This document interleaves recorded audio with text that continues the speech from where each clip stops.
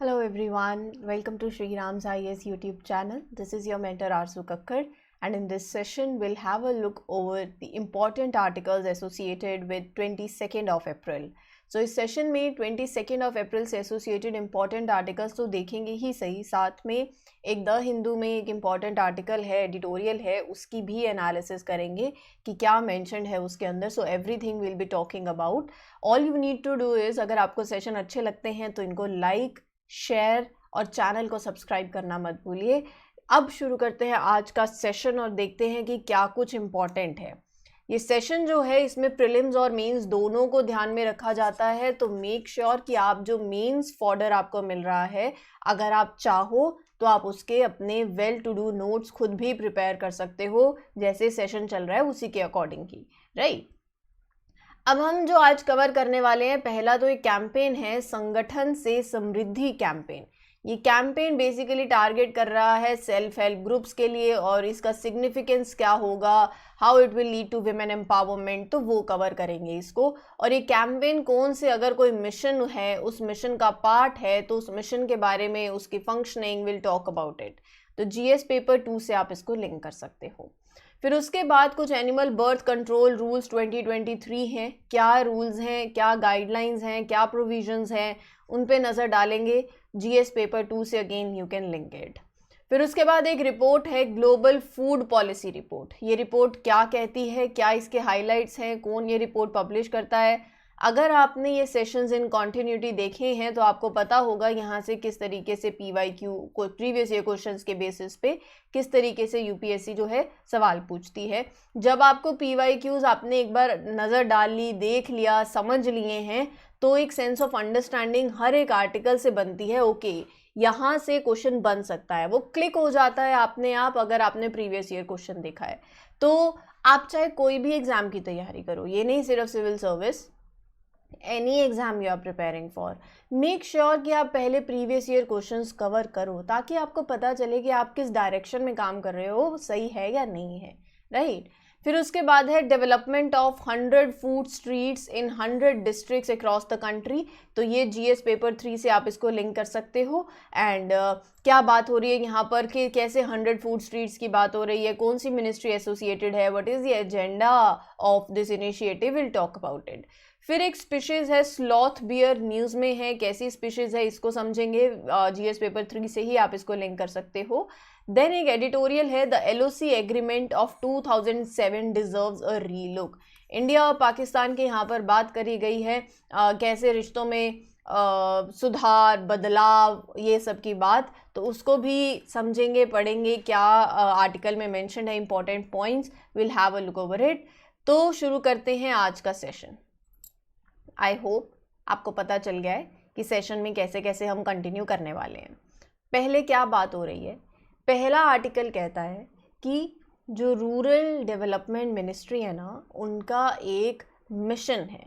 Mission का नाम क्या है, मिशन का नाम है दीनदयाल अंत्योदय योजना, नेशनल रूरल लाइवलीहुड मिशन. ठीक है, हुआ क्या है. सो ministry of rural developments Deendayal Antyodaya योजना नेशनल रूरल लाइवलीहुड मिशन, उन्होंने लॉन्च किया है एक नेशनल कैंपेन. जिस कैंपेन का नाम है Sangathan se Samriddhi, leaving no rural women behind. इसका एम क्या है, to mobilise a significant number of women into self help groups. तो यहाँ पर ये कैंपेन चाहता है कि आप लगभग 10 करोड़ विमेंस को जो एलिजिबल हैं रूरल हाउस होल्ड से, आप उनको सेल्फ हेल्प ग्रुप्स जो है वहाँ मोबिलाइज करें. एंड यू मेक श्योर कि जो अनअवेयर हैं अबाउट दिस, आप उनको बताएं, राइट. एक नया बिजनेस जो है वो सेटअप कर सकते हैं हम सब मिलके, कैसे वो उनको basically all we need to do is make sure कि women are aware about it and you link those women with the self help groups जिनको पता नहीं है, right. तो ये कैंपेन कैसे चलेगा, क्या करता है ये कैंपेन, डिसएडवांटेज जो रूरल कम्युनिटीज़ हैं जिनको अवेयरनेस नहीं है about national rural livelihood mission programme, so make sure that they are aware about it और उनको वो बेनिफिट जो हैं वो भी मिले, राइट. तो एक जिस्ट मैंने आपको दे दी है, अब पढ़ते हैं, लाइंस आपको क्लियर हो जाएंगी. संगठन से समृद्धि, जब एकजुट होते हैं तो संगठन बनता है, एक ग्रुप होता है, उससे समृद्धि होती है ना। जैसे हमने काफ़ी स्कीम्स करी हैं, जैसे स्फूर्ति क्लस्टर्स हो गए, तो क्लस्टर्स बेस्ड अप्रोच हो जाती है। अब यहाँ पर ये जो कैंपेन है इसका पार्ट है आज़ादी का अमृत महोत्सव समावेशी विकास। इसका एम है to mobilise 10 crore women from eligible rural households into self help groups. तो बेसिकली वुमेन्स को सेल्फ हेल्प ग्रुप्स में मोबिलाइज करना, ये मिशन चाहता है, ये कैंपेन है to mobilise disadvantage rural communities जो अवेयर नहीं हैं about the national rural livelihood mission, वो उनको अवेयरनेस पहुंचाई जाए, राइट। तो ये कैंपेन क्या करेगा, it will be organised in all the states and form more than 1.1 lakh self help groups. कैसे? Through these following interventions. क्या है ये? बेसिकली जैसे लीडर्स की मीटिंग ऑर्गेनाइज करी ऑफ द विलेज ऑर्गेनाइजेशंस, फिर उसके बाद जो ऑलरेडी विमेंस हैं सेल्फ हेल्प ग्रुप्स कैंपेन्स, वो क्या कर सकती हैं, वो कैंपेन्स में अपना एक्सपीरियंस शेयर कर सकती हैं, ताकि जो लेडीज़ एंड जो विमेंस हैं जिनको ज्वाइन करना है, who are left out, so उनको मोटिवेट होगा to the left out household so as to join दो सेल्फ हेल्प ग्रुप्स, है ना। क्योंकि एक ऑलरेडी एक विमेन जो सेल्फ हेल्प ग्रुप में है वो अपना एक्सपीरियंस शेयर कर रही हैं। फिर उसके बाद conducting community resource person drives. आप यहाँ पर एक बोल सकते हो जैसे अवेयरनेस लाने के लिए you are conducting those campaigns, community resource person drives, ताकि उनको सेल्फ हेल्प ग्रुप्स के बारे में पता चले। फिर क्या कर रहे हो आप you will be creating a common database of self help groups promoted by other stakeholders, self help book bank accounts open हो। तो ये सब कुछ जो है पार्ट है ऑफ दिस संगठन से समृद्धि कैंपेन। ओवरऑल मतलब हर एक सेल्फ हेल्प ग्रुप का एक बैंक अकाउंट भी खुले, राइट। ये आता किसके अंदर है? दीनदयाल अंत्योदय योजना नेशनल रूरल लाइवलीहुड मिशन, जो स्पॉन्सर्ड प्रोग्राम है। रूरल डेवलपमेंट मिनिस्ट्री ने 2011 में इसको लॉन्च किया। इम्पॉर्टेंट है ये पॉइंट्स। एम क्या है? रूरल पॉवर्टी को ख़त्म करना है और मल्टीपल लाइवलीहुड अपॉर्चुनिटीज़ को प्रमोट करना है। फाइनेंशियल सर्विसेज जो हैं आराम से वो लोग एक्सेस कर पाएँ तो उसको इम्प्रूव करना है। किसके लिए? For the rural poor households across the country, right. तो ये है आपका जो Deendayal Antyodaya national rural livelihood mission की बात है कि mobilising the rural households in the self help groups, organising 1 women member from each rural poor household into the self help groups, training देना, कैपेसिटी बिल्डिंग करना and providing access to the financial resources. इससे होगा क्या? Economic empowerment होगी, क्योंकि जो self help groups हैं they provide women entrepreneurs with micro loans to sustain their businesses. Then women entrepreneurship, self help groups also help in providing various other services, training, livelihood promotion, community development, ये सब कुछ भी होगा। Skill development, obviously training की बात हो रही है, new handicraft, tailoring, farming techniques, तो ये सब कुछ जो है हेल्प करेंगे टू अर्निंग पोटेंशियल को इम्प्रूव करने में और सेल्फ कॉन्फिडेंस और सेल्फ एस्टीम को लाने में, जिससे सोशल एम्पावरमेंट भी होगा। ठीक है, तो ये था आपका article. I hope now things are clear to you. Moving on to the next one. Ministry of fisheries, animal husbandry and dairying has issued, क्या इशू किया उन्होंने? Animal birth control rules 2023। ये रूल्स जो हैं animal birth control dog rules 2001 को these rules supersede and they are issued under the prevention of cruelty to animal act 1960।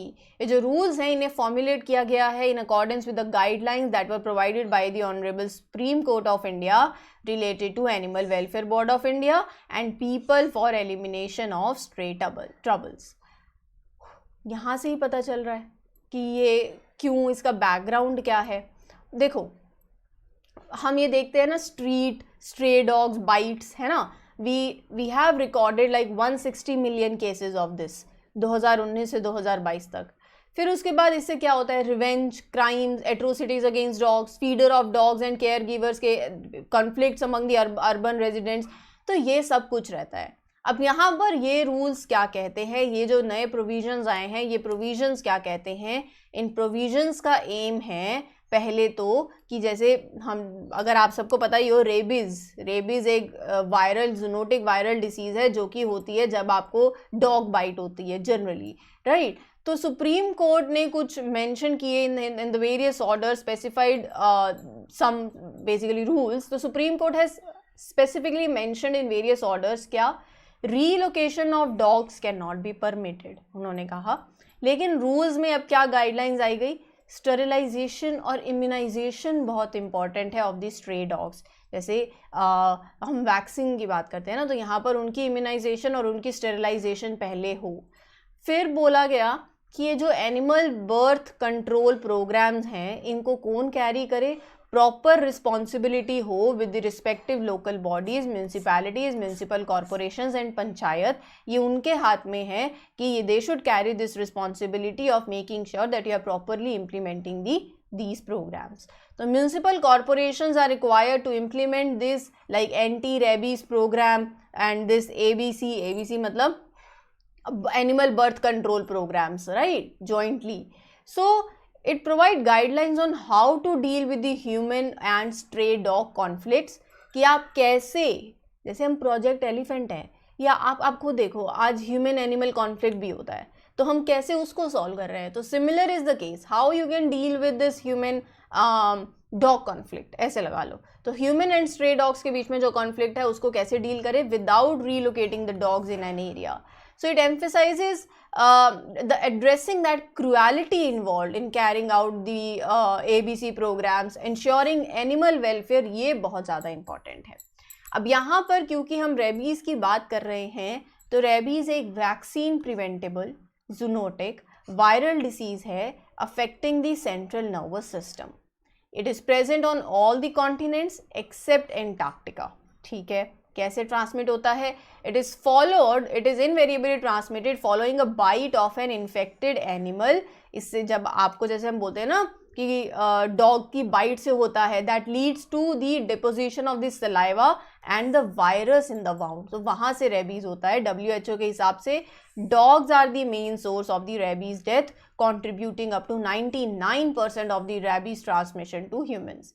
India endemic है for rabies and it accounts for 36% of the world's rabies death, right. अब यहाँ पर कोई dog lover है तो वो ज़रूर बताना। And according to WHO, about 30 to 60% of the rabies cases and death in India वो होती हैं in the children under the age of 15 years, as bites that occur in the children often go unrecognized and unreported। वही जिन बच्चों को प्यार है stray dog से, और तो वहाँ पर कभी कभार ऐसा हो सकता है कि स्ट्रे डॉग की बाइट हो जाए और पता नहीं चलता। कभी कभार जो 15 साल तक के बच्चे होते हैं, तो ऐसे कुछ केसेस कभी कभार होते हैं जो अनरिकॉग्नाइज रह जाते हैं, अनरिपोर्टेड रह जाते हैं। तो ये यहाँ पर बात है इस पर्टिकुलर आर्टिकल के अंदर। चलिए moving on to the next one. International food policy research institute ने क्या किया, global food policy report publish करी है।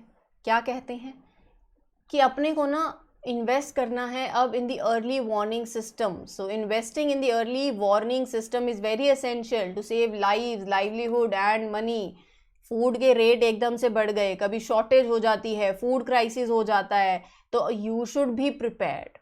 जब हम बोलते हैं ना फ्लड आया, हम साइक्लोन आया, तो आपका इंफ्रास्ट्रक्चर जो है that should be strong enough, you should be resilient towards it, right. तो वैसे ही अगर कोई फूड सिस्टम शॉक हो जाए तो कैसे उस पर प्रोएक्टिव रिस्पॉन्स हो, ये रिपोर्ट उस पर फोकस करती है। 3 की एरियाज हैं, क्राइसिस, प्रिडक्शन एंड प्रिपरेशन। वो आप बोल सकते हो कि जैसे हम कुछ प्रिडिक्ट करते हैं ना कि क्राइसिस हो सकता है and you are already prepared for that, तो वैसे ही कि फूड के रेट, दाम बहुत बढ़ने वाले हैं या आगे बहुत ज़्यादा शॉर्टेज होने वाली है। सो पहले you need to make sure that you are prepared. Crisis prediction important है।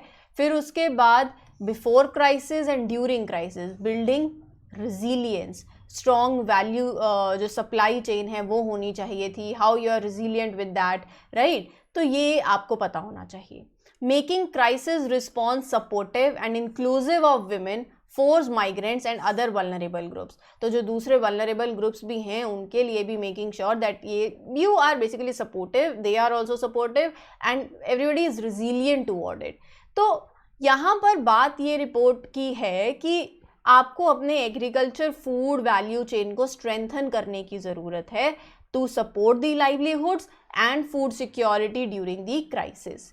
गवर्नमेंट को मेंटेन करने की ज़रूरत है एक business environment that fosters flexibility and technical innovation and financial innovation. तो ये जो हम international food policy research institute की बात कर रहे हैं ना, ये 1975 में इस्टेब्लिश्ड हुआ था and it provides research based policy solutions कि कैसे आप पॉवर्टी कम कर सकते हो, हंगर को ख़त्म कर सकते हो और माल न्यूट्रिशन को एंड कर सकते हो इन दी डेवलपिंग कंट्रीज़। इसका हेडक्वार्टर है वॉशिंगटन डीसी के अंदर और ये फोकस करता है 5 स्ट्रैटेजिक रिसर्च एरियाज़ पे, क्लाइमेट रेजिलिएंट और एक sustainable food supply, healthy diets जो आजकल लोग भूल चुके हैं, and building inclusive and efficient market, trade system अच्छा हो, फूड इंडस्ट्री हो, transforming agriculture and rural economy, strengthening institutions and governance. एक ना अभी पीछे आर्टिकल आया था द हिंदू में, एक एडिटोरियल आया था जहाँ पर हम इंडिया और यूएई के पर्सपेक्टिव से ना we were understanding the food security, और उस आर्टिकल में बहुत अच्छे पॉइंट्स थे जब उन्होंने बताया था कि इंडिया कैसे स्ट्रॉन्ग है, इंडिया के क्या क्या, जैसे हम कोविड के टाइम पे भी हमने कैसी स्कीम्स लेकर आई कि कोई भी भूखा नहीं सोए, राइट, सब्सिडाइज प्रोग्राम्स हैं इंडिया के अंदर, और हमारे पास हमारी लैंड कैसी है। So there were different points जो कि इंडिया को एक स्ट्रॉन्ग पोजीशन देता है कि हम कैसे अपना फूड जो है क्रॉप्स उसको बेसिकली एक्सपोर्ट मार्केट में अपने आप को या ऑल ओवर द वर्ल्ड हम अपने आप को कैसे स्ट्रेंथन कर सकते हैं, एंड यूएई का क्या रोल है bringing the investment in this sector. So that was a very nice article जो कि आपको बहुत अंडरस्टैंडिंग दे सकता है। मेक श्योर कि आप उसको एक बार ज़रूर देखें, जिन्होंने पढ़ा होगा बहुत अच्छी बात है। चलो आगे चलते हैं। हेल्थ मिनिस्ट्री ऑफ इंडिया ने in partnership with the ministry of housing and urban affairs क्या किया है, प्रपोज किया है डेवलपमेंट ऑफ 100 फूड स्ट्रीट्स। कहाँ पर? 100 डिस्ट्रिक्ट्स में अक्रॉस द कंट्री। अब यहाँ पर टिक्की और गोलगप्पे की बात तो नहीं हो रही है, यहाँ पर बात हो रही है to promote safe practices in the food industry, जैसे ईट राइट कैंपेन है, फूड सेफ्टी है, तो ये इनिशिएटिव उनको भी सपोर्ट करेगा और जो लोकल फूड बिजनेस की क्रेडिबिलिटी है उसको भी एनहांस करेगा। तो यहाँ पर बात होती है कि जो फूड बॉर्न इलनेस है उसको कम करें, ओवरऑल हेल्थ आउटकम्स को इम्प्रूव करें, फूड इंडस्ट्री के अंदर हेल्दी प्रैक्टिसेस और सेफ एंड हेल्दी प्रैक्टिसेस का प्रमोट करना, ये इस इनिशिएटिव का एम है। मेक श्योर आपको मिनिस्ट्रीज याद हों क्योंकि यहाँ पर 2 मिनिस्ट्रीज इन्वॉल्व हैं। ये पूरा प्रोजेक्ट ऑब्वियसली एम्प्लॉयमेंट अपॉर्चुनिटी भी लेकर आएगा for the local food business, tourism potential भी इम्प्रूव होगा और इकोनॉमी भी बूस्ट होगी। ये जो इनिशिएटिव है ना, इसको कौन इम्प्लीमेंट कर रहा है और ये किसके अंदर इम्प्लीमेंट हो रहा है ये भी पता होना चाहिए। The initiative will be implemented through national health mission in convergence with, अभी मैंने आपको बताया, housing and urban affairs ministry. Technical support भी है food safety and standard authority of India का। स्टेट और यूनियन टेरिटरीज जो हैं उनको एक फाइनेंशियल असिस्टेंस दी जाएगी 1 करोड़ की पर food street per district with assistance under the national health mission provided in the ratio of 60-40 या फिर 90-10 subject to the branding according to the guidelines, right। तो यहाँ पर फंडिंग इस तरीके से होगी, 60-40 का रेशियो जो है वो बताया गया है। चलिए अगला आर्टिकल क्या कहता है। केरला का जो फॉरेस्ट डिपार्टमेंट है, it has come under the intense criticism. क्यों? After it bungled the rescue of a male sloth bear that had fallen into the well. तो स्लॉथ बियर जो है जो वेल में गिर गया, इट हैड फॉलन। तो यहाँ पर केरला फॉरेस्ट डिपार्टमेंट को थोड़ा इंटेंस क्रिटिसिज्म जो है इट केम अंडर, क्योंकि जो उनका रेस्क्यू ऑपरेशन था वो सही नहीं था, या जो भी चीज़ें हैं हमारे लिए वो इम्पॉर्टेंट नहीं है। हमारे लिए इम्पॉर्टेंट है स्लॉथ बियर के बारे में जानना। ये इनकी तस्वीर है। स्लॉथ बियर्स जो हैं 8 बियर स्पीशीज़ हैं across the world, sloth bear उनमें से एक है। इसका साइंटिफिक नेम है मेलोरस यूरेंसिस, ठीक है, सिनस। डिस्ट्रीब्यूशन इंडिया, श्रीलंका और नेपाल। 90% जो इन स्लॉथ बियर की पॉपुलेशन है वो इंडिया के अंदर है and they leave in a dry and moist forest, बड़े बड़े ग्रासलैंड्स के अंदर, राइट। तो ये इनका हैबिटेट है। आप देख ही सकते हो, long shaggy dark brown black fur ऐसी स्पीशीज़ हैं, right, which are the longest out of any of the bear species. They use their claws, ये अपने क्लॉज का यूज करते हैं to excavate termites and ants, right. Size matter नहीं करता है, दे ग्रो 5 to 6 feet, stand 2 to 3 feet high at the shoulder, नहीं पूछा जाएगा, बट एक बार आपकी अंडरस्टैंडिंग के लिए है, जिन्होंने स्लॉथ बियर कभी देखा हो तो मतलब उन्हें पता ही होगा। अब ये नहीं है कि आपको नेशनल पार्क जाना पड़े, बट मतलब एक जनरल सेंस ऑफ अंडरस्टैंडिंग हो तो ठीक है, एक थोड़ा सा एक आइडिया हो तो ठीक है, अदरवाइज नोट एन इशू। हाँ, इनके फीचर्स में ये याद रखना that they have poor sensing of site and hearing, लेकिन इनका स्मेलिंग टेस्ट जो है वो बहुत अच्छा होता है। Sloth bear nostrils can close completely, protecting the animals from dust और insects when raiding termite nest और beehive, when they are raiding into the termite nests, तो यहाँ पर ना इनके जो नॉस्ट्रिल्स हैं दे क्लोज इट कम्प्लीटली, ताकि आसपास की डस्ट और इंसेक्ट जो है वो एंटर ना कर जाए इनमें, and they protecting these animals from the dust और इंसेक्ट्स, ये इन्हीं का फीचर है। वल्नरेबल हैं IUCN स्टेटस में और शेड्यूल 1 के अंदर हैं Indian wild life protection act के अंदर। सॉर्टेड है। अब जो हम कवर करने जा रहे हैं वो क्या है, let's have a look over it, just give me a second.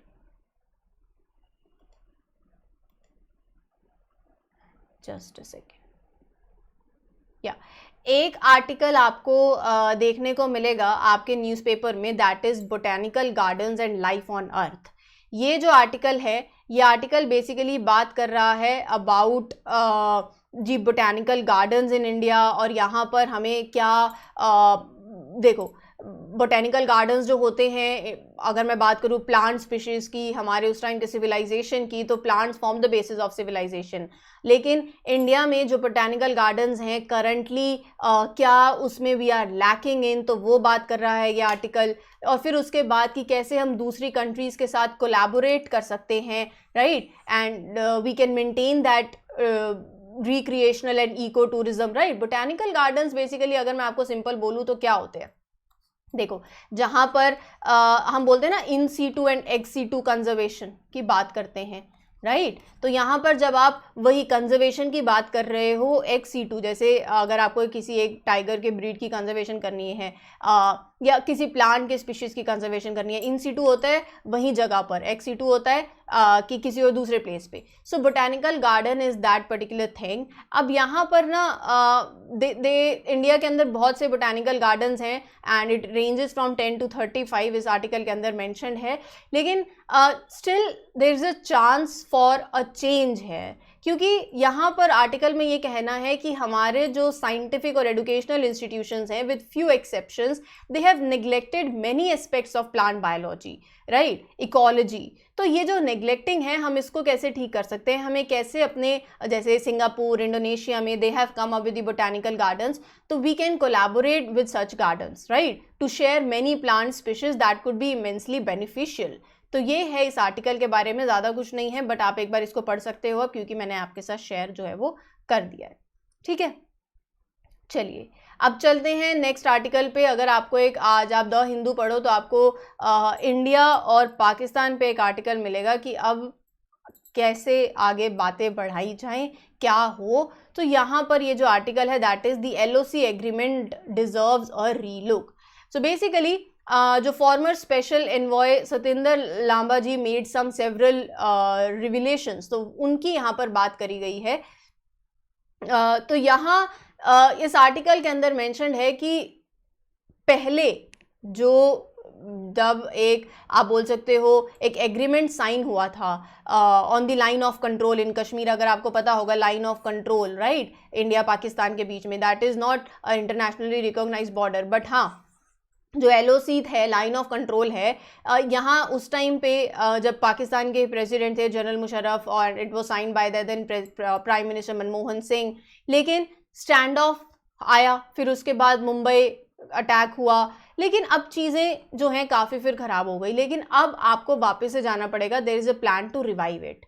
तो यहाँ इस आर्टिकल में बात करी गई है कि उस टाइम पे 4-point solution to a 14-point set of guideline was there, that was sign होना चाहिए था या उस पर बातें होनी चाहिए थी, लेकिन अब वो लीडर्स नहीं रहे। अब उसको रिवाइव करना बहुत ज़्यादा ज़रूरी है, जिसके अंदर बात हुई थी that list referred to free flow of trade हो, क्रॉस बॉर्डर टेररिज्म को एंड करने की ज़रूरत है, एक दूसरे के ह्यूमन राइट्स को रिस्पेक्ट करे, मिलिट्री प्रेजेंस को कम करें दोनों साइड्स पे LOC के, right. So line of control has to be respected like a normal border between the two countries. ये एक आइडिया था, लेकिन अभी at the test of time circumstances and radical shifts आ गए इंडिया पाकिस्तान की इक्वेशन के अंदर. फिर उसके बाद अगर आप देखोगे सो ऑब्वियसली दोनों साइड से जो लीडर्स हैं that were talking about that, तो इंडिया पाकिस्तान में दे इधर pass away, out of power हो गए, राइट. तो यहाँ पर और उसके बाद सिचुएशन चेंज होने लग गई, सीरीज ऑफ अटैक हुए, मुंबई, पठानकोट, पुलवामा, राइट. तो ये अब वापस से डायलॉग को इनिशिएट करना और रीस्टार्ट करना थोड़ा मुश्किल है,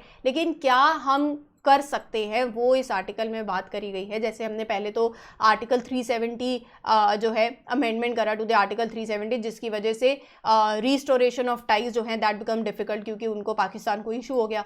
सो यहाँ पर बात करी गई है कि अभी currently there is no political contact at any level, no trade, no direct travel link by air, road, rail, no high commissioners in each others countries. तो ये आर्टिकल में मैंशनड है, राइट. लेकिन हाँ, बैक चैनल टॉक्स जो हैं देवर there, मतलब back channel मतलब जैसे एक होता है ना पब्लिक में डोमेन में पता है कि बातें हो रही हैं, लेकिन वो नहीं. अभी क्या है, बैक चैनल टॉक्स हैं regardless of this believe to run between the national security adviser Ajit Doval ji and Pakistani intelligence. ये फोकस कर रहे हैं on preventing the hostilities as it did during the post Balakot downing of an Indian air force pilot in Pakistan in 2019, जब वो हुआ. LOC cease fire agreement हुआ 2021. तो ये सब शो कर रहा है कि बैक चैनल टॉक्स हो रही हैं, they are there, they are believe to be run. Live missile accidentally launch हुआ into the Pakistan by the Indian air force in March 2022. इसके बावजूद भी चीज़ें जो हैं कंट्रोल में रही. तो यहाँ पर ये आर्टिकल में मैंशन है कि there are back channel talks going on. And now two sides have also reportedly discussed a sequence of responses that would lead back to the quasi-normalcy restoration of statehood, right? And elections in Jammu and Kashmir, reappointment of High Commissioner. उसमें initiatives like Kartarpur corridor जो हैं बहुत अच्छे initiatives हैं जो help कर सकते हैं. अगला step होना चाहिए जो वो 15 साल पहले का agreement है that need to be revisited. देखो, war एक option नहीं है. आर्टिकल कहता है कि देखो इंडिया चाइना LAC वाला इशू ले लो, अभी तो चाहे इधर साइड पे बहुत तंगी चल रही है, हमें खुद ही पता है, वो अरुणाचल प्रदेश हो गया, गलवान वैली जैसे इंसिडेंट हो गए, और इधर चाइना इशू. सो आपको इसको बातचीत से सॉल्व करना पड़ेगा. Threat to India from China at the line of actual control that is more likely to continue to be India's bigger challenge. दोनों LAC LOC पे इश्यूज जो हैं, अभी इसके लिए we need to be more having a more stable line of control, अगर दोनों बातचीत के थ्रू हो सकती हैं. और इससे ऑब्वियसली जो जम्मू एंड कश्मीर के जो रेजिडेंट्स हैं they will deserve a chance to prosper without this constant overhang of war, proxy war, right. तो बायलेटरल एग्रीमेंट जो है ना, it would also end the false hope of independence the residents of Delhi has been beguiled with for far too long. कहने का मतलब है कि अगर ऐसे कुछ बायलेटरल एग्रीमेंट भी होता है दोनों कंट्रीज़ के बीच में, तो यहाँ पर जो वो जम्मू एंड कश्मीर के लोगों में एक फॉल्स होप है, फॉल्स होप मतलब कि आपका एक अलग से देश बनाना, जो कि पाकिस्तानी साइड ने उन पर जो डाल दिया गया, जो भी इश्यूज हैं तो वो भी हट जाएंगे. And now they will be able to have they will be leading, एक होता है ना शांति और सुकून भरी ज़िंदगी जो है, तो वो लोग जो है वो भी जी पाएंगे. ये इस आर्टिकल के अंदर कम्प्लीटली मैंशनड है, राइट. सो ये एक इंपॉर्टेंट आर्टिकल था जो मैंने आपके साथ शेयर कर दिया है. आई होप आपको ये सेशन अच्छा लगा हो. सेशन अच्छा लगता है तो don't forget to like, share and subscribe to Shri Ram's IAS YouTube platform. This is your mentor Arzu Kakkar signing off. We'll meet you in the next one. Till then, take care everyone. Good luck, good wishes.